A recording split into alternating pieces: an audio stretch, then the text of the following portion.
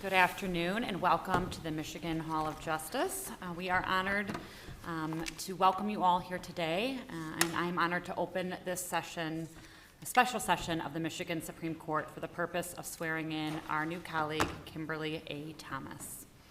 While our attention is obviously focused on our new justice, this occasion is also an opportunity for her colleagues to reflect on what it means to be a justice and to renew our own commitment to the principles of fairness, independence, and equal justice under the law. Ceremonies like this remind us that my colleagues and I serve on this bench because the people sent us here. We must be accountable to the public and deliver a justice system that is accessible, engaged, transparent, and efficient. I remember more than a dozen years ago when Chief Justice Robert Young spoke at the investiture ceremony of another U of M professor, Justice Bridget McCormick, and he said, "I am grateful to the voters of Michigan for sending her to us." Today, I would like to repeat that sentiment, but with the addition of one word. I am incredibly grateful to the voters of Michigan for sending Kim Thomas to us. Let me share with you what I've learned about Kim Thomas in the short time that we have been working together, some of which I knew before she joined our court.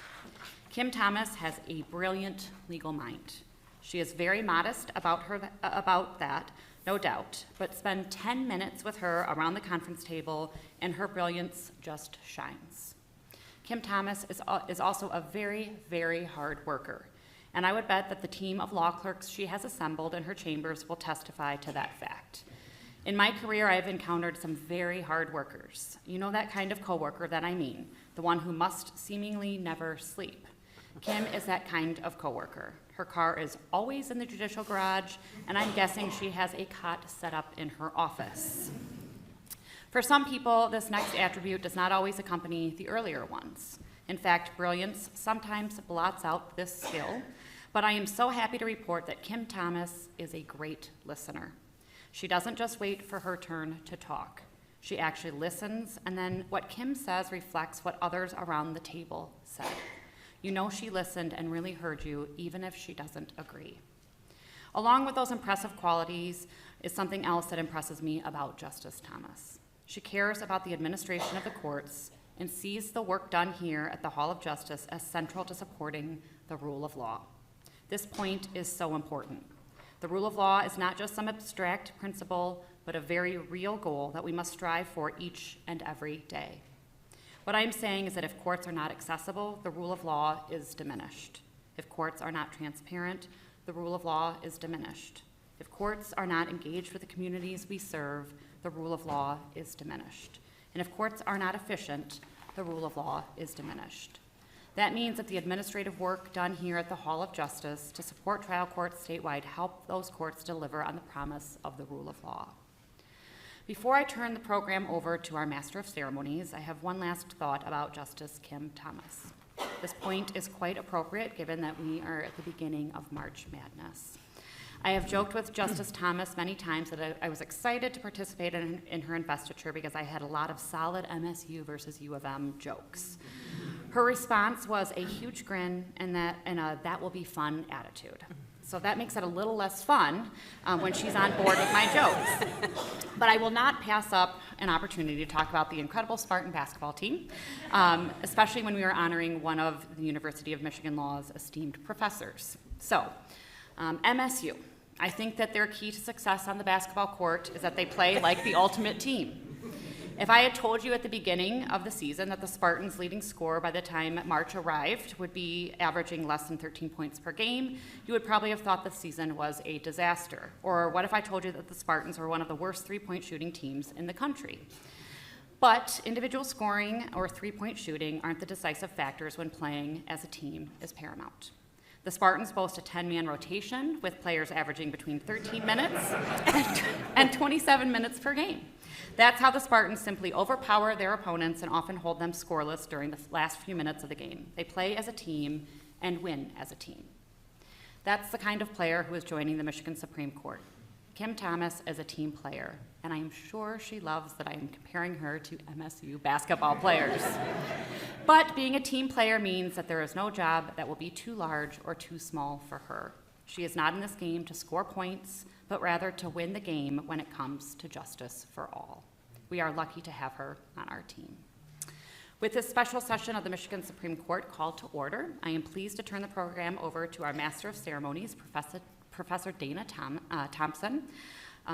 Professor Thompson is a close friend of Justice Thomas and a former colleague at the University of Michigan Law School, where she is a clinical professor of law and directs the law school's transaction law clinics program, including the Community Enterprise Clinic. It's always lovely to have a Master of Ceremonies because that means that I get to sit back and just enjoy the show. So, Professor Thompson. Thank you very much, Chief Justice. I don't think I can top that, description of MSU basketball, but go blue. So welcome, everyone. It's great to see everyone here today, many familiar faces and colleagues, and this is such a special event. I'd like to welcome Michigan Supreme Court justices, judges on the appeals court, other judges, elected officials, and distinguished guests to the investiture of Kimberly A. Thomas as the 117th Justice of the Michigan Supreme Court. So I'd like to begin this ceremony by sharing a quote. As the former executive director of the Damon J. Keith Collection for African American Legal History, which was named after the late civil rights icon and U.S. Sixth Circuit Court of Appeals judge, the Honorable Damon J. Keith, I just want to share very sage advice from him. Democracies die behind closed doors.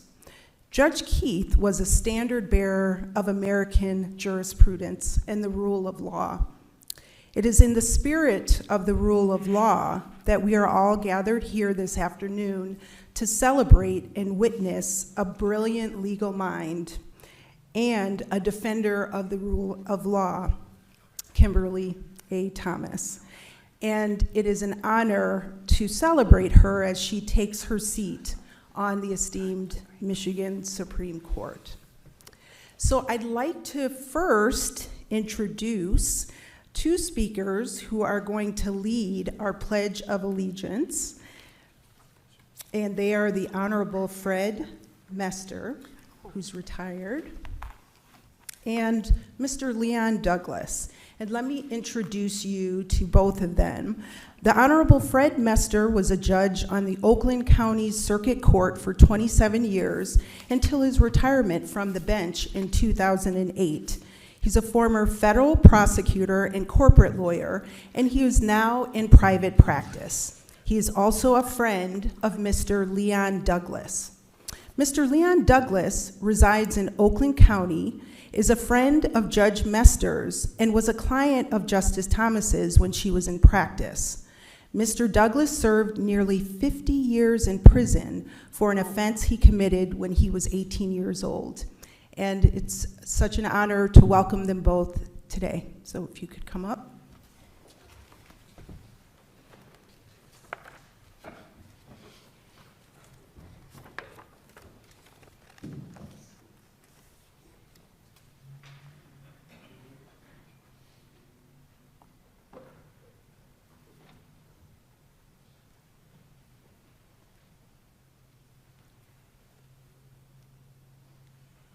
All rise. Say pledge allegiance to the flag of the United States by placing our arms over our hearts and say now, we pledge allegiance to the flag of the United States of America and to the republic for which it stands, one nation, under God, indivisible, with liberty and justice for all. God bless you all. Thank you.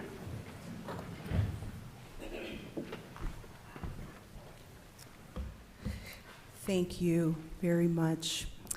So now I'd like to introduce the Reverend Horace Sheffield, who is going to provide the invocation. Reverend Sheffield is the pastor of New Destiny Christian Fellowship in Detroit and is the CEO of the Detroit Association of Black Organizations. Let us pray. Eternal God, our hope and our help, we're reminded this day in this solemn place that all powers to be ordained of God. We ask you now to endow our new justice and those who are already seated with the vision of justice and the sense of sometimes the burdens and griefs and violations that come before them with people who represent various cases. May they contemplate with whatever they need to be able to find out what is the real cause and what is justice in each of those cases. And we pray that the sense of respect for courts through these 6 individuals can be restored, if nowhere else, in the state of Michigan. We ask all this in the name of whomever we call on, someone we need the most, Elohim, El Shaddai, or Jesus Christ our Lord. Amen.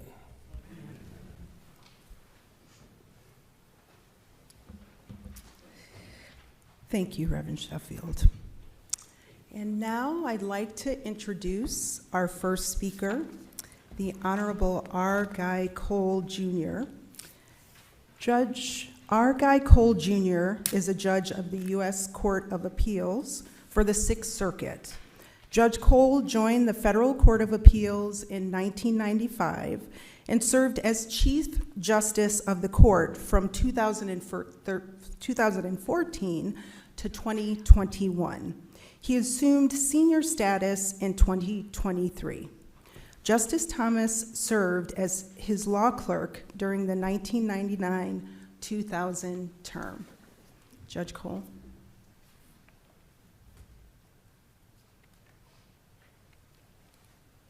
Thank you, Dana. Well, good afternoon. May it please this honorable court, Chief Justice Clement, Chief Justice-elect Kavanaugh, fellow members of the bench, family, friends, and guests of the Thomas family.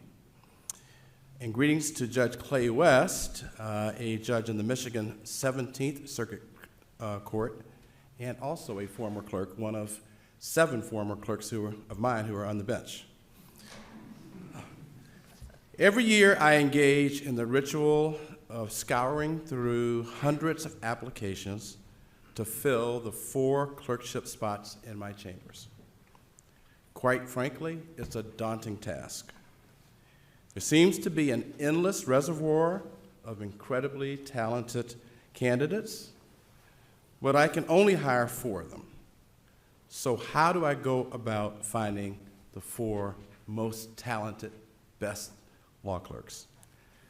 I have several criteria for the selection of clerks, but there are 2 that are uppermost in my mind. First, I look for brilliant and intellectually curious candidates who I hope will make an invaluable contribution to the work of chambers. Second, I look for clerks who I want to work with day in and day out for an entire year.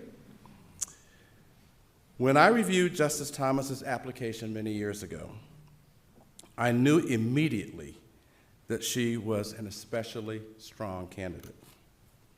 From her resume and glowing recommendations, it was abundantly clear that Justice Thomas, and I hope you'll indulge me calling you Kim throughout these remarks, was a cut above most of the other applicants.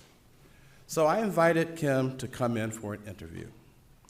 Within minutes of meeting Kim and chatting, I knew I would offer her a clerkship.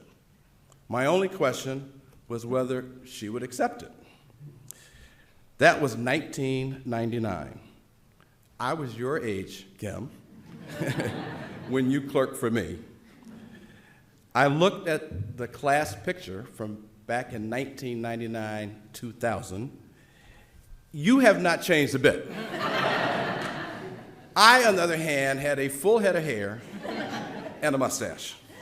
So there have been a few changes in my appearance. But I never doubted that Kim would be a very good clerk. But I was quite pleased to learn in short order that she was an outstanding law clerk. As many of you know, law clerks handle a variety of legal tasks for judges, including review of motions and briefs, research, preparation of legal memoranda, and assistance on draft opinions. Kim's research and writing skills were unsurprising given her involvement as the editor-in-chief of the esteemed Harvard Civil Rights, Civil Liberties Law Review. I remember that Kim quickly earned the respect of her co-clerks by her prodigious work ethic and friendly spirit. I have little doubt that the collegiality that she demonstrated as a law clerk will be evident with her colleagues on the Michigan Supreme Court and all members of the court staff. Simply put, Kim was a joy to have in chambers for an entire year. Kim's fellow clerks could not be here today, but they send their regrets, and they work with her day in, day out for 365 days. Zach Silverstein, a fellow clerk, says, quote, "Working with Kim was a privilege. In addition to her lawyering skills, which were superlative, she was kind, funny, and compassionate. She was unfailingly pleasant and positive.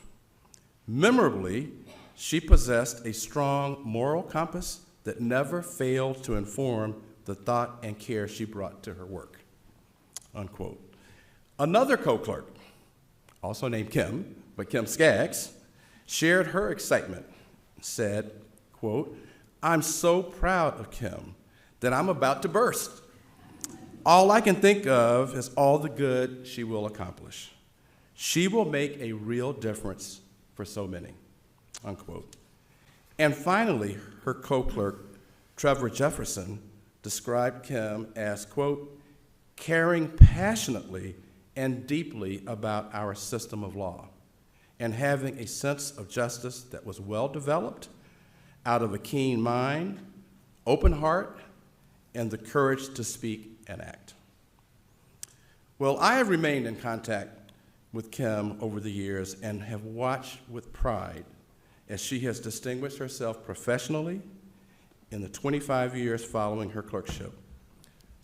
Kim spent more than 20 years on the faculty of the University of Michigan Law School, where she taught in the Civil Criminal Litigation Clinic and later co-founded the school's Juvenile Justice Clinic. And importantly, during her tenure at the law school, Kim was a source of exceptional clerkship candidates for me. I hope that will not end.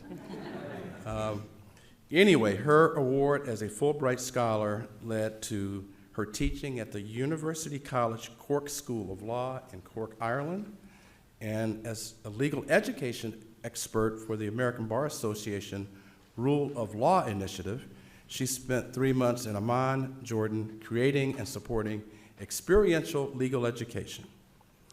And she has served on Michigan's task force on juvenile justice reform, just to mention a few of her many accomplishments and activities. From the day I met Kim until now, she has enjoyed an unvarnished reputation for honesty, integrity, humility, and professionalism.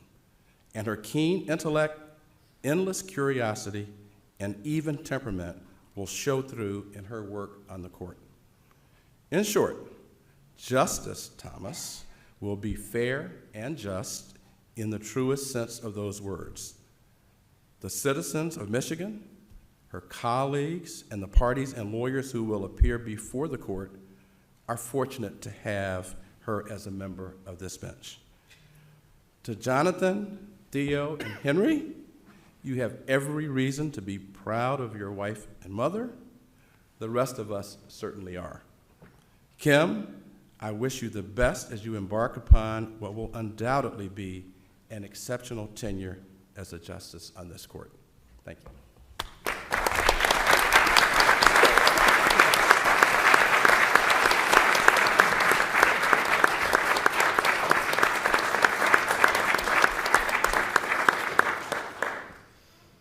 Thank you, Judge Cole, for your inspiring words. So now we will turn to one of Justice Thomas's former colleagues at the University of Michigan Law School, Professor Vivek Sankaran.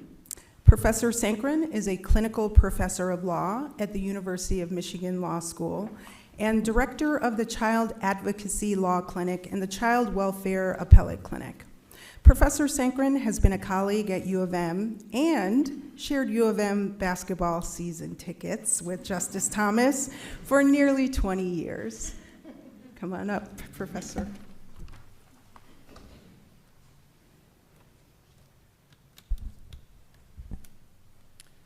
It is truly an honor to stand here today and celebrate my dear friend and longtime colleague, Justice Kimberly Thomas, as she begins her time on the Supreme Court. I vividly remember the first time I met Kim back in 2004 when I interviewed for a job at the University of Michigan Law School. And at that time, I was a nervous young lawyer in Washington, D.C., representing kids in foster care, uncertain that I had even a place teaching at a law school. I had no clue what an academic setting looked like. And honestly, I was somewhat terrified to be there. Just never thought of myself as someone who could ever be a law professor. So I gave a job talk on that day, which was undoubtedly mediocre at best. And Kim had the task of walking me to my next meeting after hearing my mediocre job talk. And in the walk, perhaps sensing my disappointment, or perhaps because of who she is, she offered a simple, warm, and reassuring, "I hope we get a chance to work together someday," comment. And at that moment, those words meant everything to me. And that moment to me epitomizes who Kim Thomas is someone who instinctively knows how to make others feel seen, valued, and supported, always. For over 20 years at Michigan Law, Kim has exemplified the very best of an extraordinary colleague and educator. As Judge Cole mentioned, she has generously answered every need of our clinical program, first teaching in our civil criminal clinic, then in our innocence clinic, then founding the juvenile justice clinic, one of the first of its kind in the country. And at a time when few faculty members even ventured, clinical faculty members even ventured or were asked to teach core doctrinal courses at the law school, Kim boldly stepped into that role to teach a 1L criminal law course, demonstrating both her unwavering commitment and dedication to our institution, but I think more than that, it showed her deep respect that she commanded from others within our institution itself. Apart from teaching, Kim also engaged in scholarship, publishing article after article in the top journals in the country, and even more, understanding how hard it was for junior clinical faculty members to balance both teaching and writing and handling cases. She created on her own a mentoring program for everyone, and she would send friendly yet firm regular check-ins. Those of us who have been victim of this know what we're talking about, even during the summer months, to ensure that younger faculty members stayed on track. And honestly, she was somewhat relentless, right? She would be sending things to have people show up to job talks, making sure we help one another. And the one thing that you all will soon learn about Kim is she has that quality, right? She can be somewhat relentless. For example, if any of you express an interest in running, Kim will send you an endless stream of texts inviting you to early morning 6 a.m. runs. So consider yourselves warned. Fortunately, I never enjoyed running, so I was not victim to that. But I think some of her fellow runners happen to be here today. Beyond academia, Kim tirelessly advocated in courtrooms across the state, representing adults sentenced as juveniles and individuals whose voices have long been ignored. After the Supreme Court's decision in Miller, striking down mandatory life without parole for juvenile offenders, she trained hundreds of pro bono attorneys across the state to take on resentencing cases. She even talked my wife, Amy, into taking one of them. Again, just a warning, Kim can be relentless and very persuasive when it comes to doing things for the public good. But throughout her advocacy, what Kim has is this sort of special power of this combination of humility, tenacity, and an unwavering commitment to justice. As one of her colleagues beautifully expressed to me, quote, "In the worst of it, she's always there, right by your side, helping you stand tall." Kim's compassion and kindness are unmatched. Even just days after her election to this court, Her sense of humanity and her humility remain unchanged. So you think about, she had spent months campaigning, driving all across the state, and one could imagine that Kim would be, and she was, exhausted after that and would want to take a break. But days after the election, she reached out to my wife to continue their longstanding tradition of buying and wrapping holiday gifts for a local family who would never know that a Supreme Court justice who was the one doing this. And yet here Kim was in our living room doing the things that she loves to do, which is just to serve other people without ever getting any credit. She just wants to serve in any way that she can. So I have to be honest, like after teaching with Kim for 20 years, she seems superhuman to many of us, right? Because somehow she seemed to do it all, right? She excelled as a clinical professor, a mentor, a litigator, scholar, all while parenting 2 boys, coaching a science Olympiad team, attending picnics, celebrating her clients. I am not sure where she got the time to do all of this. And as a young mother of 2 children, she decided it would be fun to take their entire family with 2 young kids to Japan to teach American law to Japanese scholars. 14 hours on a plane ride with young kids was her idea of a good time. Some of us thought she was a little crazy. Her idea of a good time on a sabbatical, where some look to, take a little bit of a break, was to one sabbatical go to Jordan to start a law clinic at a Jordanian law school, another one to go to Ireland to do work there. And over the years, many of us just shook our heads when we would hear what Kim is doing and just say, that's just Kim, right? That's just Kim, which is why when she announced to all of us that she was running for the Supreme Court, none of us were really that surprised. We just had that look of saying, that's just who she is and that's just Kim. And so, but while seeming to do all this work and balancing all these things, she was also such a great mentor to junior colleagues, one of whom reminded me of a story that Kim shared with her advice that it's not possible to excel simultaneously in every area of life at the same time. And her wise words that life can be thought of as different seasons, each with its own priorities, were liberating, humanizing, and incredibly comforting for those of us who couldn't figure out how to juggle all these things at the same time. And so now as Justice Thomas joins the Michigan Supreme Court, I know that she'll bring these same remarkable qualities, her intellect, her empathy, her compassion, her challenges to conventional ways of thinking, into this new role to make her and everyone around her better, because that's what she's done for over 20 years at the law school. I am a better lawyer because I got to work with Kim for those years. Now finally, Justice Thomas, and perhaps this is more directed, I didn't know I was going to direct this to Justice Clement, but I'm going to direct this, that this tie might speak for itself, that although your new role on this court might demand some sense of neutrality, as we enter March Madness, I just hope that you know that there's one court, and I think I know this, where you'll be enthusiastically biased, which is after many years of sharing season tickets for Michigan basketball games and 22 years of serving the University of Michigan, I hope that just having an office now in Lansing doesn't dim your unwavering loyalty as a proud Wolverine, who I might remind the audience was the Big Ten tournament champions this year. So congratulations, Justice Thomas. I will deeply miss you dropping by my office just for our chats.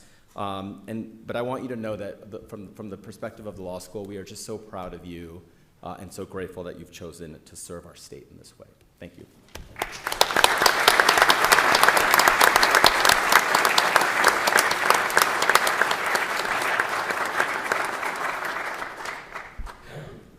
Thank you. Thank you for those words that captured so well experience working with Kim. Justice Thomas. So now I'd like to introduce our final speaker, and our final speaker is Jonathan Sachs. And this is, of course, Kim's husband. And just to give you a little bit of background, Jonathan Sachs is an attorney in private practice. He's the former director at the State Appellate Defender Office and the Michigan Indigent Defense Council, and, of course, as I said, he's the husband of Justice Kimberly Thomas. And I have to say, just one of the most dedicated spouses that I've seen, especially on the campaign trail. So, Jonathan.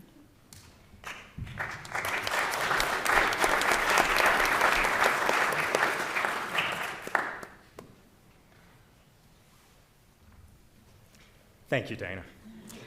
Good afternoon, Chief Justice and Chief Justice-elect and justices, and may it please the court.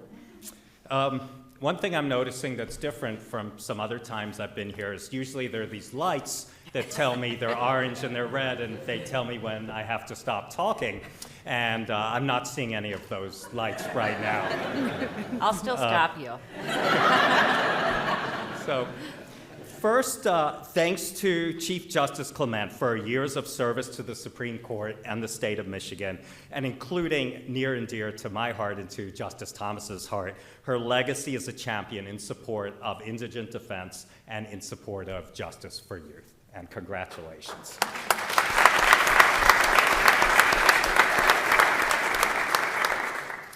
Second, on behalf of Kim, thank you to everybody who's here who traveled so far to come to the Investiture from all over the country, from Ann Arbor, to be here with us today. So one other preliminary matter before I start talking about Justice Thomas. I've reviewed the materials, I've reviewed the program, and I do have one objection I wanted to note for the record.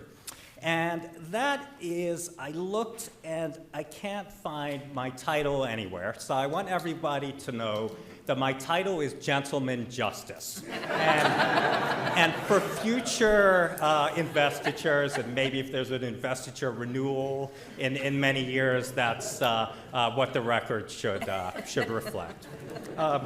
So with that all out of the way, I'm just so excited and humbled to introduce my spouse, Justice Kimberly Thomas, to the court, to Michigan, and to everybody today. I first met Kim in 2000. We were part of the Philadelphia Public Defender class of the year 2000. Kim's decision to start her career as a public defender says so much about who she is and her values. And I remember sitting in that room, all the other new public defenders were there, and I was sort of looking around at my new colleagues, and I saw one of them really stood out, and I said, this is the one I need to get to know because she is going to be a Michigan Supreme Court justice one day. And now it's amazing because 25 years later, here's where we are. And also, I was able to get to know her too. So we had those successes. So I thought I would tell sort of a few stories and accounts about Justice Kimberly Thomas to describe what her values will be and her skills as a justice on the Michigan Supreme Court for her colleagues and for the people of Michigan. So the first piece I want to talk about is just her sheer kindness, compassion, and empathy for the people that touch her life day to day and for the people that will be in front of her being represented and who have their matters in front of the Michigan Supreme Court. Anyone who you ask about Kim and to describe her, the first things they talk about will be just how kind she is, how thoughtful she is, and how she really understands what people are going through. There's no better demonstration of that than her career as a public defender and then as a clinical law professor teaching law students to one day be public defenders or other public interest jobs where they're looking out for the people they represent. So there are hundreds of examples of this every week, but one thing that came to mind for me when I was trying to think about these values of Kim's, and I'll never forget this, when in Philadelphia, for folks who know Philly, the public transport is called SEPTA, and there are trolley cars, and there are trains, and there are subways, and we used to ride the SEPTA trolley from central Philadelphia to West Philadelphia when we lived. And one day on that trolley car, and I'm not even sure if Kim remembers, but it's just so vivid for me. There was a man on that car, and he was just having a really tough time. He was yelling at people at the car, he was stumbling around, he was yelling at himself, and it was sort of a tense situation, a really crowded rush hour car. and I was standing with Kim, and suddenly she started walking towards him, and I thought, well, okay, I trust Kim absolutely about everything, but what will happen now? And she produced a fresh flower. I wasn't sure where she got that flower and what it was doing on a receptor card with Kim, but she produced a fresh flower, and she gave it to him and said, look, it looks like you're having a bad day. Why don't you take this? It might make things a bit better.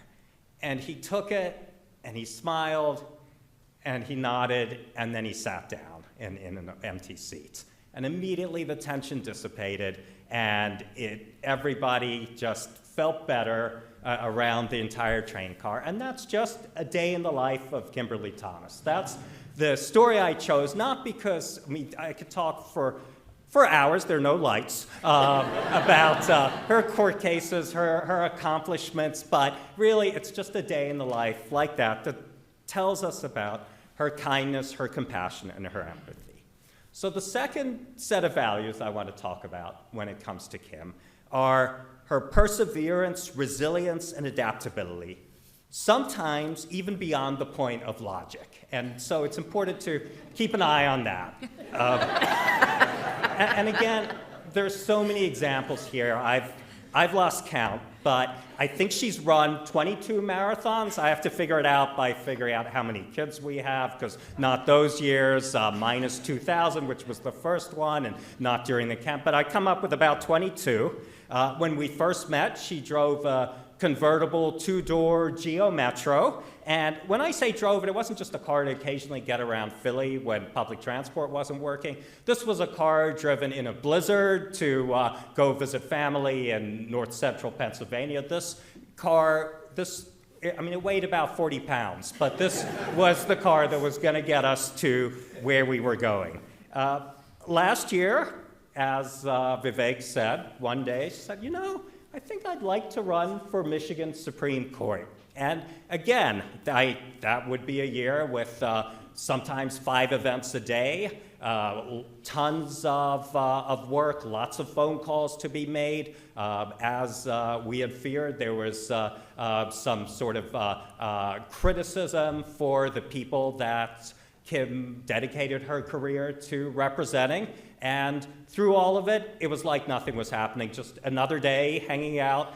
Kim seemed absolutely unfazed by just the sheer physical, mental, and emotional push of all of that. She seemed to have no stress at all. The third piece I want to talk about is, although speakers have talked, and I just gave a lot of examples about her breadth of talent and skills, how overwhelming and inspiring they are, she's also humble enough to know her limitations. Talking about last year is a good example. And an incomplete list of what Kim accomplished last year was running for statewide office, working as a law professor at both University of Michigan and then very briefly at Tokyo University, supervising students in trial and appellate courts in Michigan, representing clients in trial and appellate courts in Michigan, coaching Science Olympiad, both high school and middle school.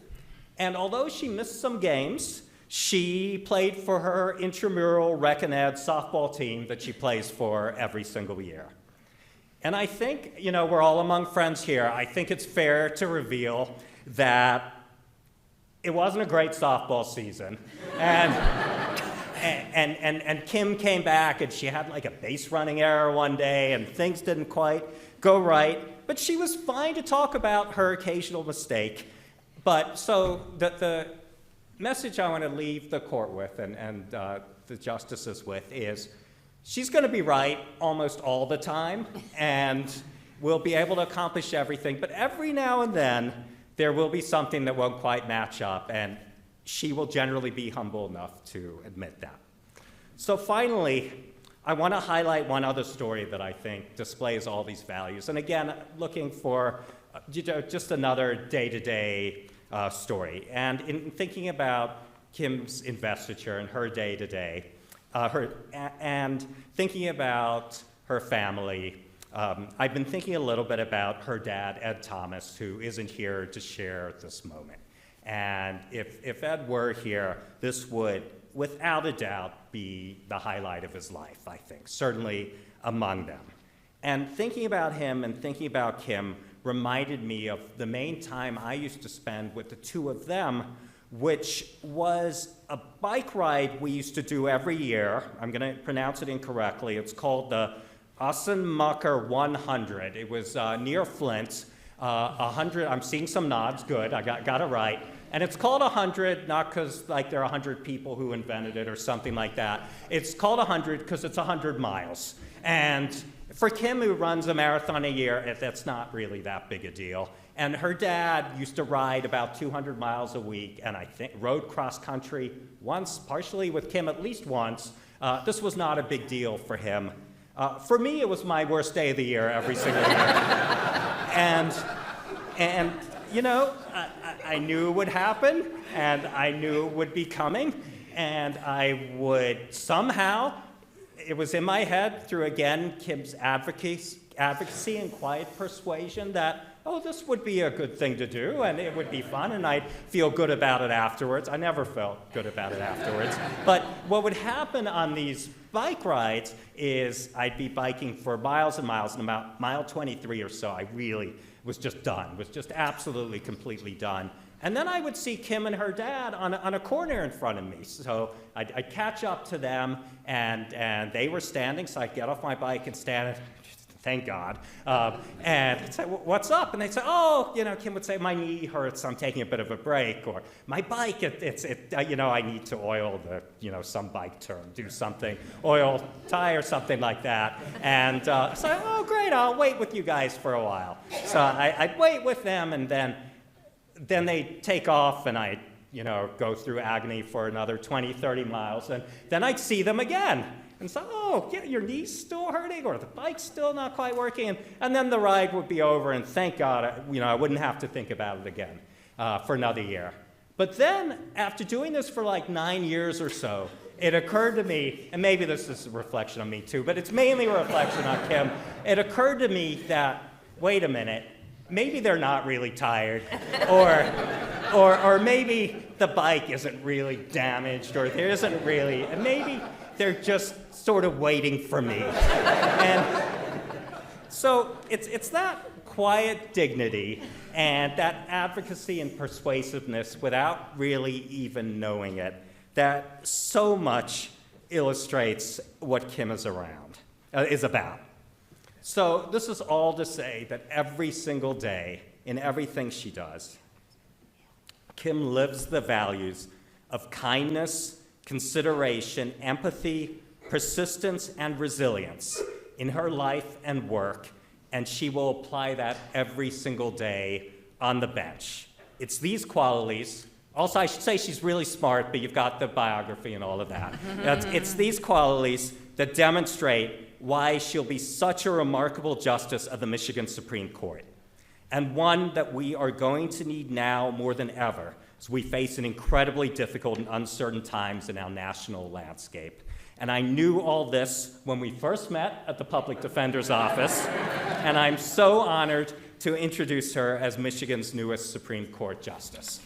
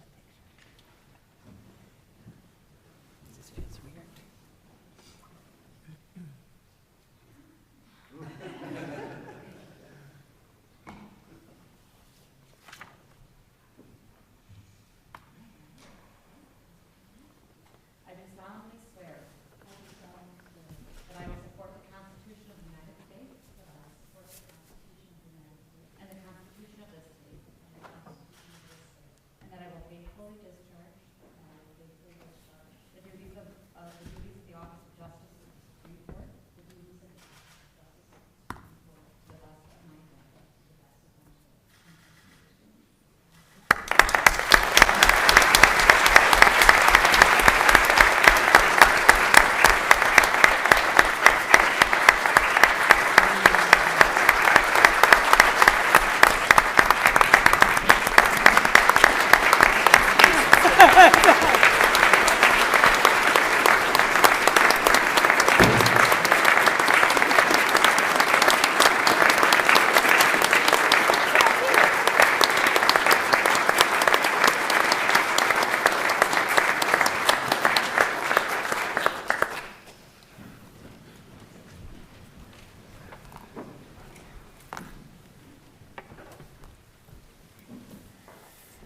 Thank you so much.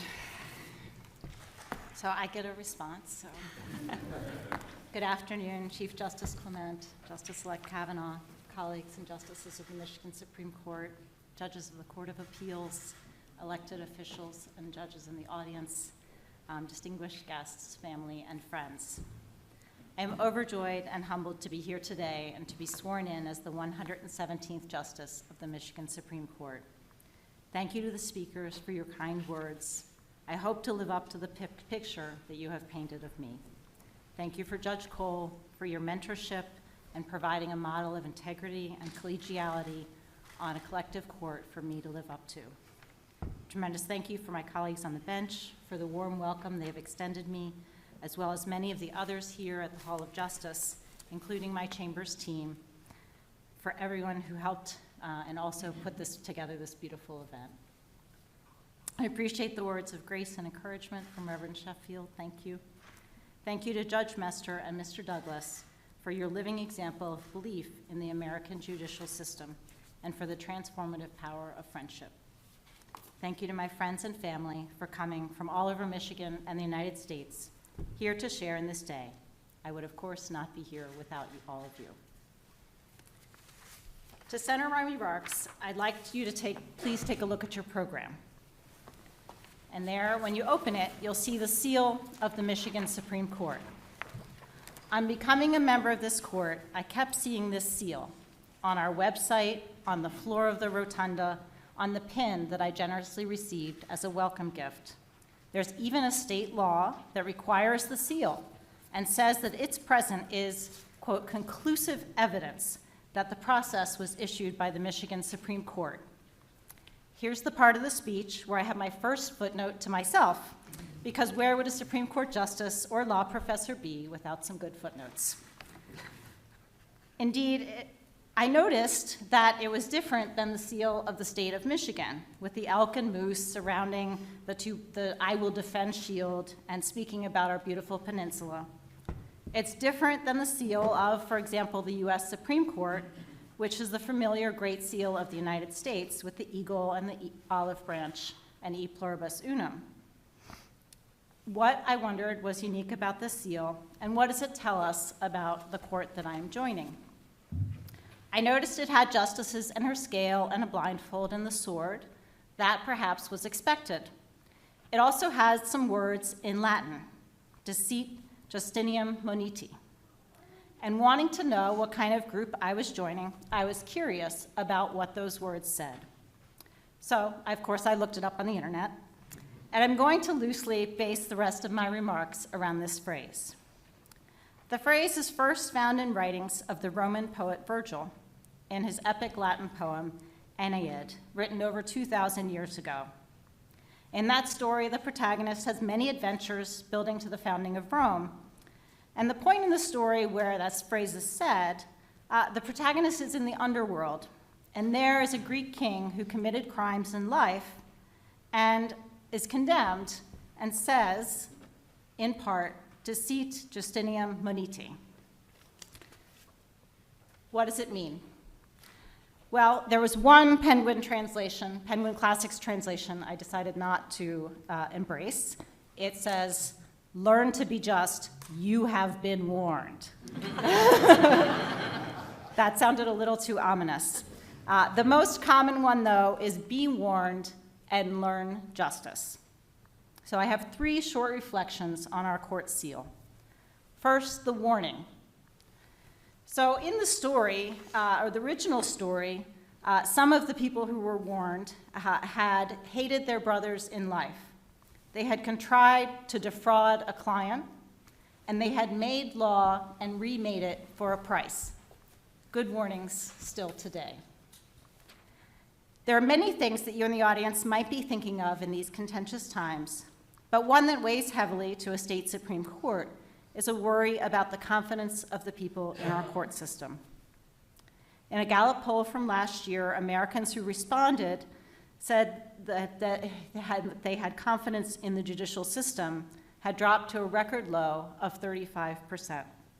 That was down from 2006, which was 59%. This lack of confidence in our court nationally diverges from other advanced democracies, and unfortunately, the US judiciary has fared worse than some other key democratic institutions.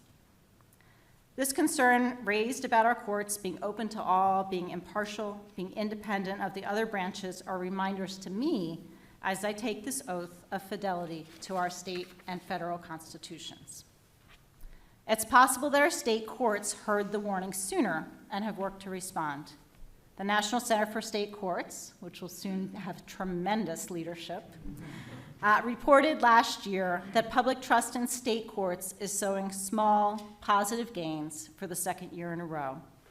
Here in Michigan, I am also proud of and looking forward to continuing the ongoing work of this court to ensure access to our courts, transparency, and respect for people across the state. For example, our state Supreme Court is engaging in this work already through the Michigan Judicial Council with Chief Justice Clement and Chief Justice-elect Kavanaugh, as well as the Justice for All Commission, led by Justice Zara, and the many other important commissions and work that my colleagues are already doing, and I can't wait to help them engage in. So be warned and learn justice.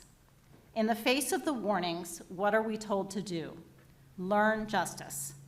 Notice that our seal tells us to learn justice, not to be in fear of justice or even do justice. For those of us who are parents, it has what might be called a growth mindset. It suggests that we may not individually or collectively be at yet a place of justice, but that we can, through work and perseverance, learn justice.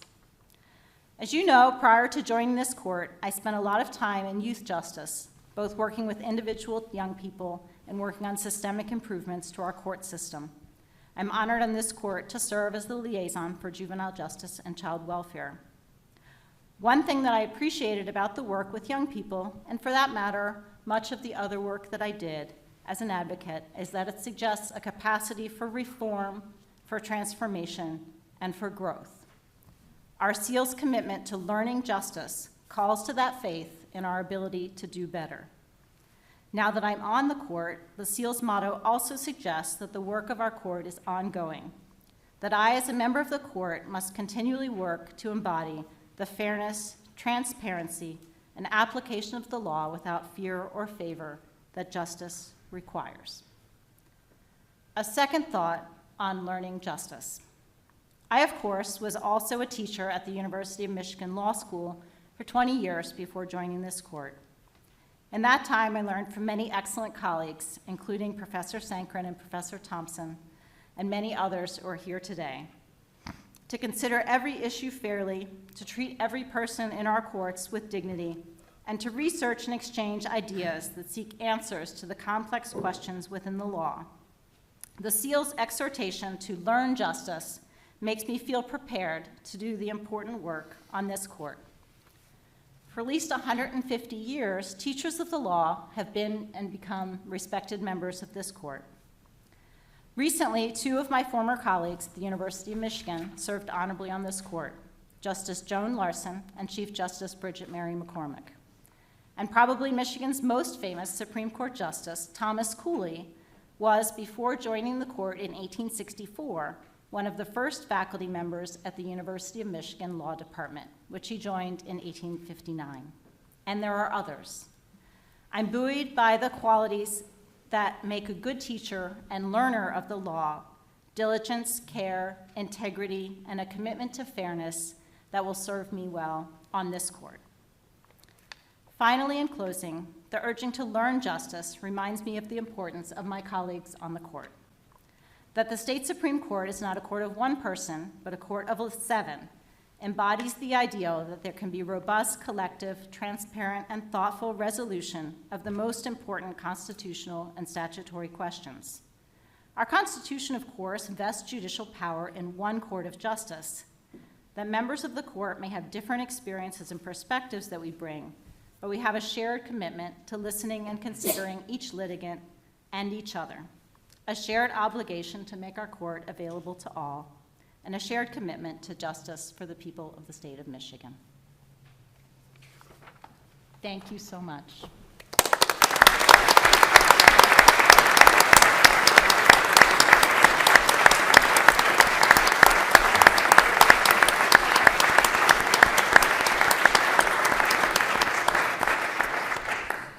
Thank you, Justice Thomas. So, thank you all for attending the investiture today. We will have we'll have a reception on the first floor. So before we transition to the reception, I'd like to invite Chief Justice-elect Kavanaugh to give a few final words, and I will introduce Chief Justice-elect Kavanaugh. Chief Justice Megan Kavanaugh has served on the Michigan Supreme Court since 2019 and was recently selected to be the next Chief Justice after Chief Justice Clement retires from the bench in April. Thank you, Professor Thompson, and thank you to Justice Thomas for inviting me to speak and to close the session of the court. Being here this afternoon, I do feel like I need to correct something that I have said several times in the past, and that is that on several occasions I have said that Adoption Day and Reunification Day are the happiest events in this courtroom, and while those events are certainly happy, I would say that this investiture is definitely giving those events a run for their money. And I think that's especially fitting as Kim will bring her considerable experience and compassion to child welfare and juvenile justice matters as the court's liaison to those. So I don't want to get between everyone and the reception, but there are a few things I want to say about the court and about this new justice, our colleague Kim Thomas.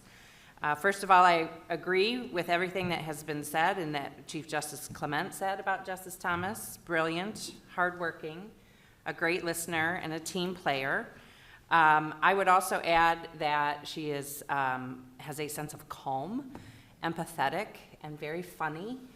I also find her voice very soothing, and she has a great cadence, whether it's on the bench or around the conference table. I find that I could just keep listening to her forever. But a couple things I do want to put on the record while there are witnesses, and Kim is here. I am not a runner and will not be one. And I also want to make clear that I am not at all bitter that you took one of my clerks for your new, or bitter that Jonathan took another one of my clerks. So the Thomas family, I'm totally fine with that. That's all fine. But anyway, this is my take-home message. Justice Thomas fits perfectly in the Michigan Supreme Court of strong female justices: Mary Coleman, Dorothy Riley, Patty Boyle, Betty Weaver, Maura Corrigan, Bridget McCormick, and our outgoing chief, Beth Clement. These amazing women came to the court with different philosophies, but they shared one belief, and that is that we are all equal before the law. All of these formidable women also appreciated the difficult decisions that must be made on cases before this court, cases that affect the lives of every Michigander. These amazing women also made a difficult decision to leave jobs they loved to take on the responsibility of the highest bench of this state. Chief Justice Clement left the governor's office, Justice Bolden left the legislature, Justice Welch left a successful practice, and Justice Patty Boyle, for example, left the federal bench to become a state Supreme Court justice. And at her investiture, Justice Boyle paraphrased Oliver Wendell Holmes when noting, actually, I believe the case actually was in regard to a woman, but the quote is, "A man must involve himself in the life and passion of his times, or stand in peril of being judged never to have lived at all." There is no doubt at all that Justice Thomas, especially with her work on juvenile justice, is involved in the life and passion of her times. The third and final point I want to make is that Justice Thomas is dedicated to giving everyone in the court a chance to tell their stories. In a 2007 Law Review article, Beyond Mitigation Towards a Theory of Allocution, Professor Thomas wrote, "In the end, only a small percentage of persons convicted of crimes will tell a judge or jury their story during a trial. Most, however remorseful, justified, or angry, will not have a chance to speak until the sentencing hearing. The silencing of defendants serves to disproportionately quiet the voices of the poor and people of color within the court system. The specific silencing of defendants within the criminal system is one of the starkest examples of this reality. As she explains in the article, the telling of the story is not just for mitigation of a possible sentence, but also to humanize that person and improve the accuracy and legitimacy of the resulting sentence. Since the first of this year, I have already been able to see Justice Thomas in action in the courtroom and at the conference table with her very soothing voice. I very much look forward to working with her in the years ahead to hear those voices and continue our justice on a path towards equal justice for all. And with that, this special session of the Michigan Supreme Court is concluded. Thank you all very much.